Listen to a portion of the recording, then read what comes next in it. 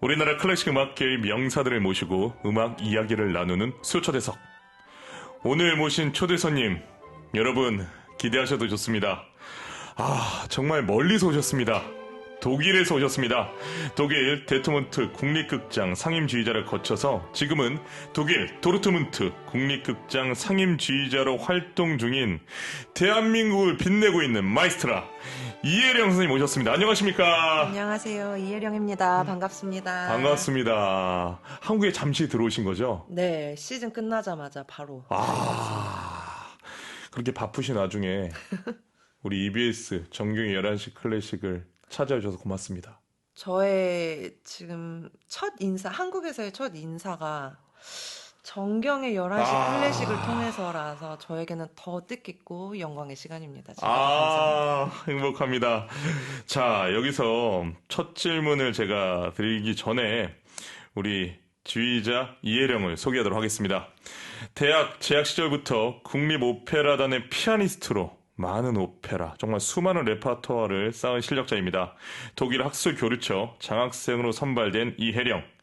2021년 몰타 지휘 콩쿠르 2등, 루마니아 BMI 지휘 콩쿠르에서 특별상을 수상했습니다.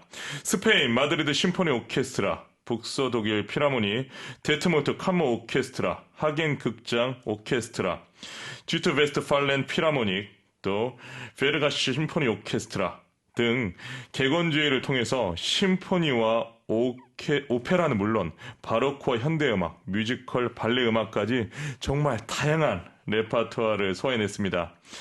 앞서 말씀드린 것처럼 현재는 도르트문트 국립극장에서 상임지휘자로 활동하고 있는데요.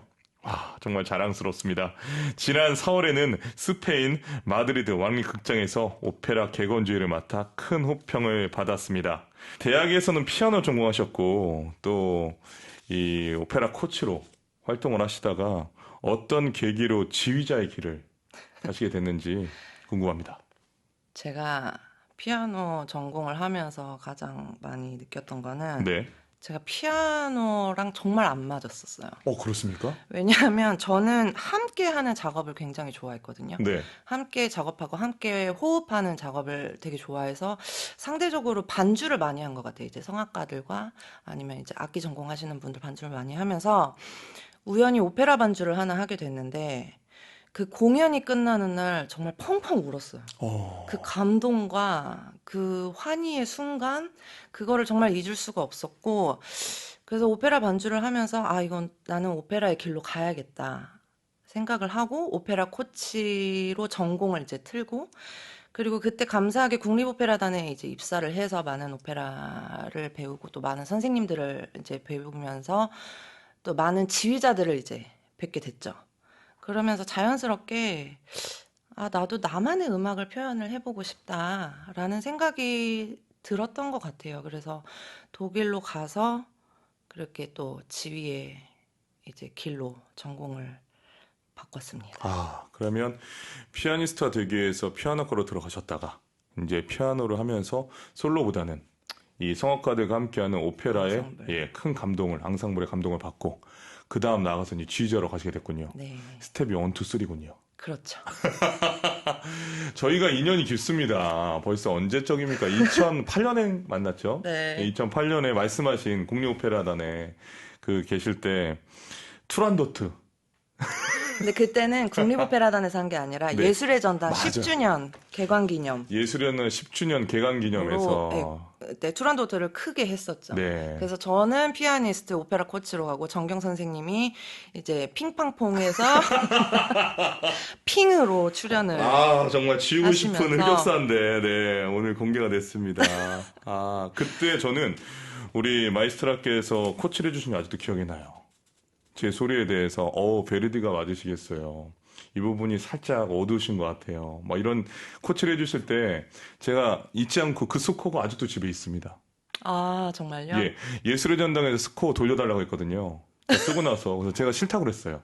내가 보던 악보를 종이값이 없는지 달라고 그래서 제가 그렇지. 제가 추억으로 가지려고 아직도 가지고 있습니다. 다 재산인데 그것이. 그럼요. 거기 이제 썼던 거 우리 마이스트라가 알려주신 것들 제가 다 이렇게 적어서 가지고 있습니다. 근데 그 당시 저도 기억이 되게 생생한 게 정경 선생님이랑 특히 같이 연습을 한 게 네. 너무 재밌었어요. 정말 힘든 시간이었지만 맞아요.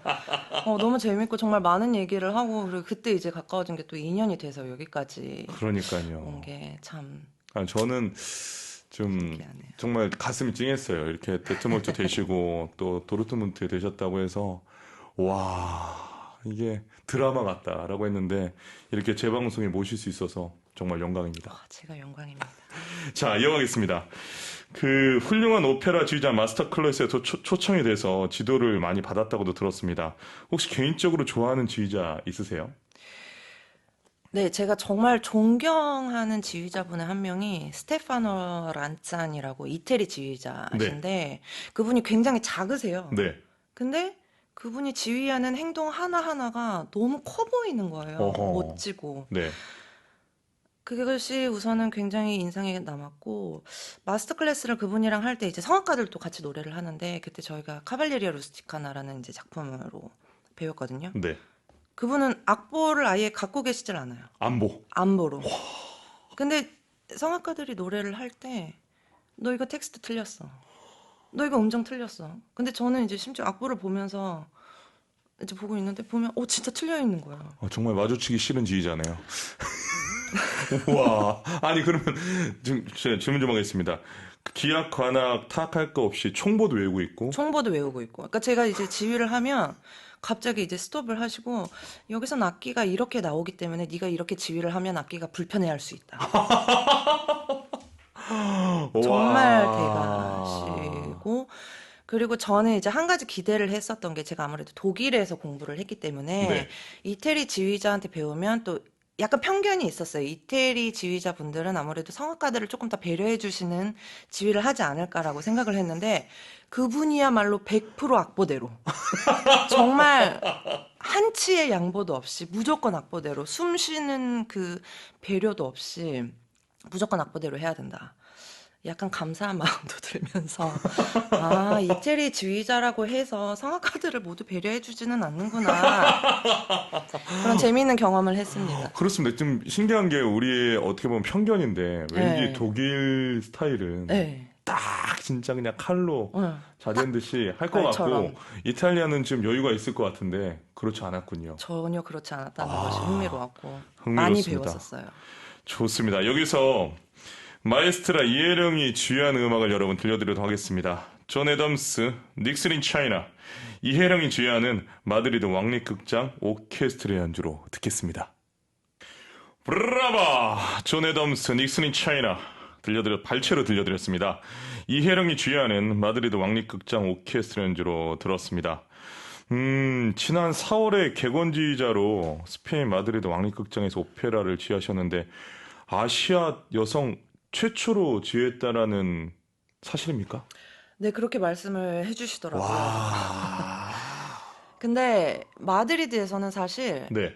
아시아 여성 최초 타이틀보다는 젊은 지휘자라는 것에 더 포커스를 두셨어요. 그렇습니까? 예. 우선 제가 처음 등장했을 때 그 쇼킹 하셨던 그 모습들을 제가 정말 잊지를 못하는데 관객분들이요. 이제 관계자분들이. 관계자분들이. 네. 어. 그리고 공연 전에 한번 신문 기사가 떴는데 네. 이제 제가 독일에서는 올리비아 리 군더만으로 활동하고 있어요. 네. 근데 신문 기사에 올리비아 리 군더만이 도대체 누구냐? 누구냐? 이 젊은 지휘자가 이 어려운 오페라를 과연 지휘를 할 수 있느냐? 네. 들어보지 못한 지휘자가. 근데 오히려 그 기사가 저한테는 되게 감사하더라고요. 더 어쨌든 알려주게 되잖아요. 네. 또 저에게 관심이 있다는 소리니까. 네. 근데 너무 감사하게 그 리허설 중간에 이제 모든 관계자분들이 저를 믿고 따라주셨고, 그리고 프리미에레가 끝나고 신문 기사가 났는데 굉장히 호평을 많이 해주셨고, 기억에 남는 리뷰 한 가지는 이제 마드리드, 스페인에 그래도 오페라 보수층들이 많이, 이제 보수 팬들이 많이 계시는데, 네. 그분들이 오페라를 안 보고 제 지휘만 봤다. 그게 기사면에 이렇게 네. 써 있어서 너무 감사하더라고요. 아, 그리고 다 반한 거 아닙니까? 좋게 봐주셔서 그게 되게 감사하고 정말 네. 뜻깊은 시간이었다. 아, 이야기만 전해 들어도 얼마나 지금 그 전투 중이신지 그렇죠.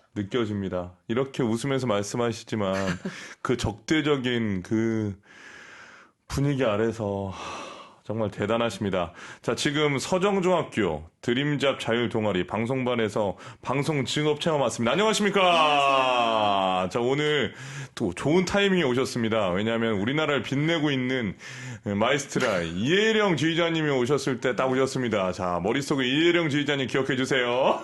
안녕하세요. 자, 문자 소개 계속하겠습니다. 허유림님, 브라바, 현대오페라를 이렇게 멋지게 해석하시다니 역시 한국을 대표하는 지휘자답네요. 라고 보내주셨습니다. 리베오페라님, 지휘자 이혜령님, 대한민국의 자랑입니다. 이혜령 지휘자를 초대해 주셔서 감사합니다. 라고 보내주셨습니다. 리틀라이언님, 정말 감동이고 멋지세요. 라고 보내주셨고요. 조아라님, 지휘자 이혜령님 환영하고 자랑스럽습니다. 5016님, 정말 무식한 질문이 있어요. 소위 말하는 지휘의 거장들이 있잖아요.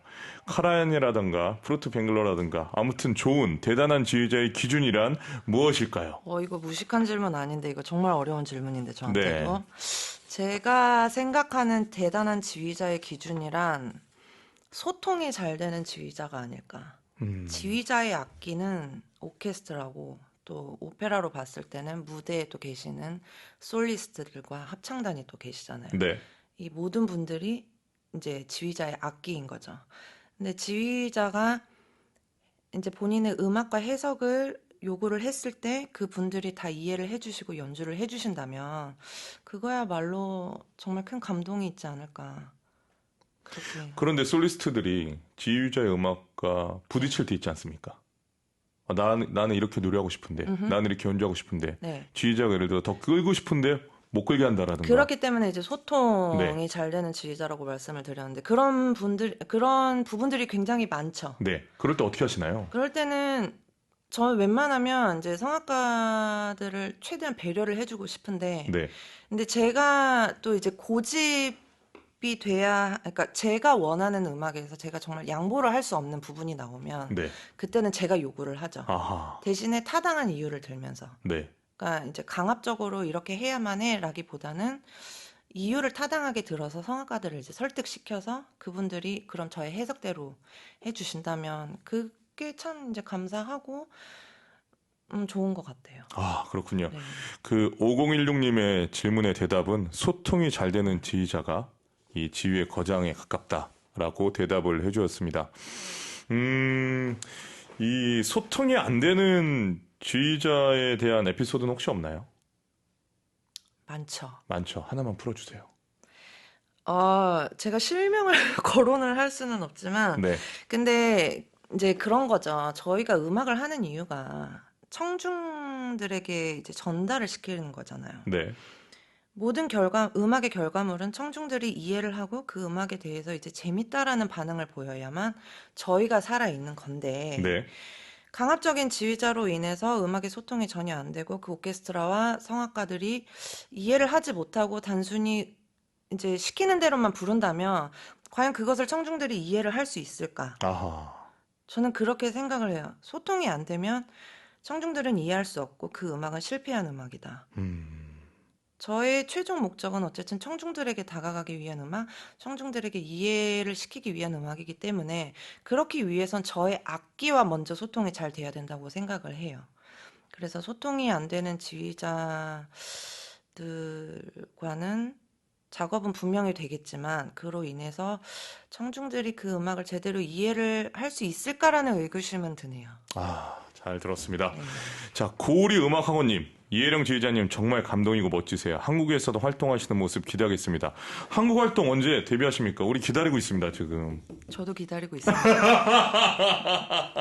한국에서 첫 데뷔하실 때 네. 이 너무 독일에서 활동하지 마시고 가끔 1년에 그래도 한두 번은 우리 고국 팬들을 위해서 좀 시간을 내주세요. 저도 너무 그 부분에 대해서 기대를 하고 있고 네. 언젠가는 오지 않을까. 그 소식을 저희가 우리 이혜령 지휘자님을 소개했기 때문에 저희한테도 꼭 알려주셔야 됩니다. 아, 그럼요. 저희가 팍팍 제일 응원하고 먼저 알려드리겠습니다. 약속을 받아냈습니다. 고맙습니다. 윤혜진님, 한국에서 뵙고 싶어요. 지금 난리가 났습니다. 지금 이혜령 지휘자님 공연하시면 자, 전국에 있는 오케스트라 우리 관계자분들 들어주시기 바랍니다. 이혜령 지휘자님을 객원 지휘자로 이렇게 모셔주시면 정말 많은 팬들이 갈 것 같습니다.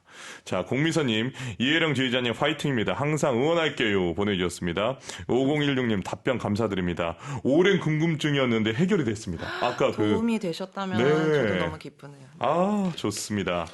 자, 이번에는 다른 질문을 좀 해보겠습니다. 방금 들은 존 애덤스의 닉슨 인 차이나, 우리나라에는 아직 소개가 되지 않은 작품이라 제가 조심스럽게 생각해 보는데 어떤 작품인가요? 아마 닉슨 인 차이나가 한국에서는 굉장히 생소한 작품일 거예요. 네. 이 작품을 작곡한 존 애덤스라는 분이 네. 미니멀리즘의 이제 대가 중에 한 분이시거든요. 네. 그리고 닉슨 인 차이나는 이분의 첫 번째 오페라. 아하.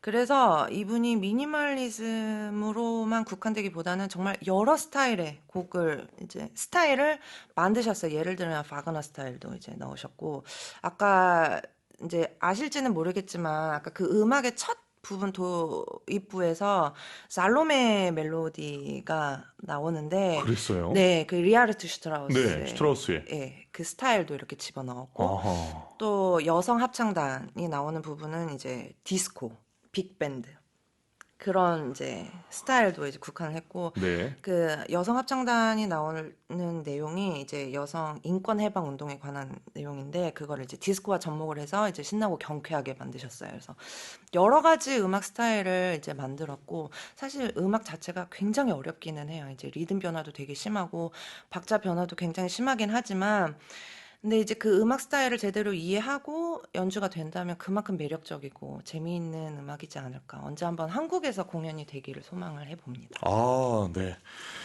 닉슨 인 차이나, 우리 마이스트라 이혜령이 이미 주의 경력이 있기 때문에 우리나라에서도 초연이 된다면 직접 주의해 주시면 영광일 것 같습니다. 자, 전소연님, 정경님과 이혜령 지휘자님 두 분의 인연에 함께 흐뭇한 미소를 짓게 되네요. 열정이 서로 통하셨을 것 같아요. 라고 보내주셨습니다. 그쵸. 저희 참, 열정이 예, 가득했죠. 울컥합니다. 예, 그렇게 오래전에 만났는데 그러니까 이렇게 시간이 흘러서. 근데 엊그제 만난 것 같아요. 저도. 근데 저는 너무 존경스러워요, 정말. 아이, 무슨 말씀을. 오늘은 제가 주인공이 아니니까 제 얘기는 그만하시기 바랍니다. 자, 여기서 정경의 11시 클래식 공식 질문 드리겠습니다. 이혜령에게 오페라 주의란 어떤 의미를 가집니까? 책임감? 책임감. 이유가 뭐죠? 오페라를 종합예술이라고 많이 말씀들 하시잖아요. 네. 근데 아마 이제 청중 분들에게는 종합예술이라는 뜻이 와닿지 않을 수도 있어요. 제가 생각하는 종합예술은 이제 제가 무지개로 비유를 많이 하는데, 네. 그 7색깔 중에 한 가지 색깔이라도 없으면 그것은 무지개라고 표현이 안 되잖아요. 네. 근데 오페라도 그렇거든요. 겉보기에는 오케스트라가 있고 이제 무대 발레 솔리스트들 콰이어가 이렇게 있지만 그 뒤에 정말 수백 명의 스태프들이 계시거든요. 네. 소품팀, 조명팀, 연출. 분장팀, 연출팀, 무대팀, 또 사무국, 정말 여러 이제 팀들이 같이 모여서 한 프로덕션을 만들기 위해서 이제 노고를 쌓으시고 고생을 하시는데, 뚜껑을 열면 사실 그 오페라의 얼굴은 지휘자가 되는 거예요. 아하. 그 말인즉슨 생각도 하기는 싫지만 지휘자가 그 프로덕션을 망쳐버린다. 실수를 한다. 그러면 그 모든 스태프들의 노고를 망쳐버리는 거랑 똑같이 되는 거죠. 그래서 저는 오페라 지휘는 책임감이 아닐까라고 생각을 합니다. 엄중하고 깊게 잘 들었습니다. 저도 진행을 하면서 제가 못했을 때 제작진 분들에게 피해갈 거라는 생각을 다시 한번 내새기면서 더욱더 진행을 열심히 하도록 하겠습니다.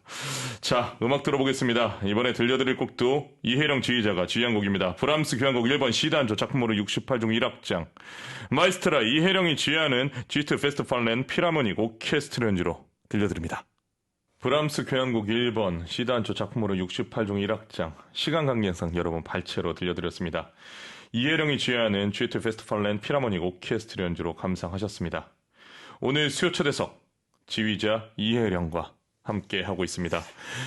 G2 페스트팔렌 피라모닉 오케스트라도 객원 지휘하신 거죠? 네, 이 작품으로 2번 했는데 한 번 쾰른에서 한 번 데트몰트에서. 아, 2번 하셨군요. 그 수많은 무대에 오르셨겠지만 또 궁금한 게 내 인생에 이 연주는 잊을 수가 없다. 이 연주로 인해서 터닝 포인트가 됐다라고는 무대를 어려운 질문 드려 죄송합니다. 하나만 고르라면 어떤 무대일까요? 고를 수가 없어요. 왜냐하면 저에게 있어서 모든 무대와 모든 작품이 저에게 터닝 포인트를 만들어주고 네. 있어요. 왜냐하면 극장에서는 항상 시간 싸움이기 때문에 네. 한 프로덕션을 제대로 준비할 수 있는 시간이 사실 많지는 않아요. 그러면 저한테 항상 자기 최면을 거는데 이제 준비하면서 그래 이 정도면 됐어. 이 정도면 난 최선을 다한 거야. 이보다 더 잘할 수는 없어. 라는 마음으로 항상 작품을 대하고 그리고 프리미어가 끝나면 항상 후회를 하죠. 아하. 조금만 더 준비를 할 걸, 조금만 더 잘할 걸. 그러면서 이제 자기 자신을 채찍질하게 되고 이제 다음 작품에선 절대 그러지 말자. 항상 그런 것 같아요. 반복이죠. 네, 반복의 연속. 귀여움의 꼭대기님, 아이디가 아주 상큼하십니다. 이혜령 지휘자랑 친구인 게 너무 자랑스럽습니다. 늘 응원합니다. 이러면 친구분 성함을 저희가 얘기할 수가 없어요. 누구니? 예, 귀여움의 꼭대기예요. 저는 이런 문장을 제가 처음 보는데 귀여움의 꼭대기님, 과연 어떤 분인지 정말 궁금합니다. 저도 궁금합니다. 문자 보내. 자, 오늘 아까 처음에 인터뷰에서 말씀하셨던 부분이 EBS랑 잘 맞는 것 같아요. 피아노, 어떻게 보면 피아니스트, 솔로이스트를 생각하셨다가, 그 다음 앙상블의 매력을 느껴서 거기에서 감격을 받고, 이제 오페라를 같이 하는 앙상블 음악 코치로 딱 오셨다가, 이제 지휘자로 오셨잖아요. 네. 오늘 인터뷰를 보고, 지휘자 이혜령을 보고서, 나도 지휘자를 해야겠다. 생각하는 학생들과 또 자식들을 바라보면서 권하는 학부형님이 계실 것 같아요. 네. 예, 그분들을 위해서 한 말씀 해주시죠.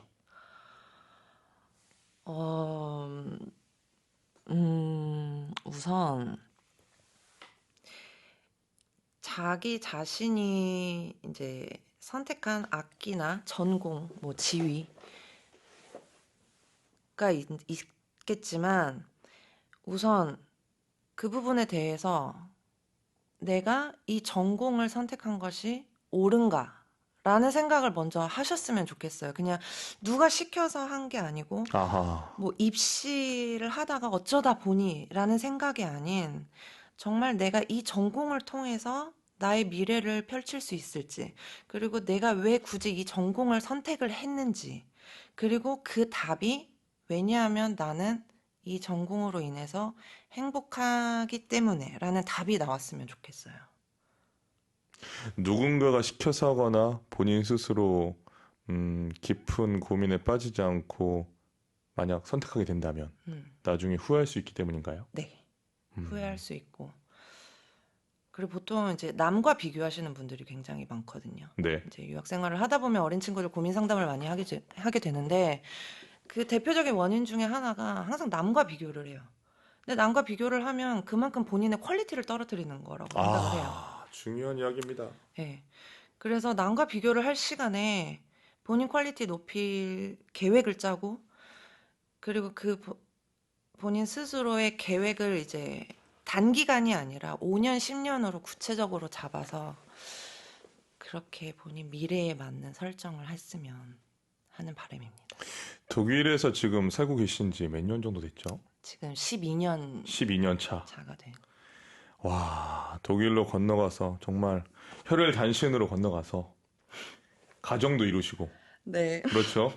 그 퍼스널 개인적인 얘기해서 죄송합니다. 남편분은 이제 독일 분이시고 네. 네, 결혼도 하시고 또 도르트문트라는 독일에서도 아주 뭐 이렇게 표현하는 것도 좀 옳은 표현인지 모르겠지만 A급 극장인 도르트문트의 상임 지휘자로 계시니 얼마나 많은 유학생들이 질문을 하겠습니까? 얼마든지 질문 주세요. 궁금하신 게 있으면. 정말 내내 자랑스럽습니다. 자, 오늘의 마지막 질문 드리도록 하겠습니다.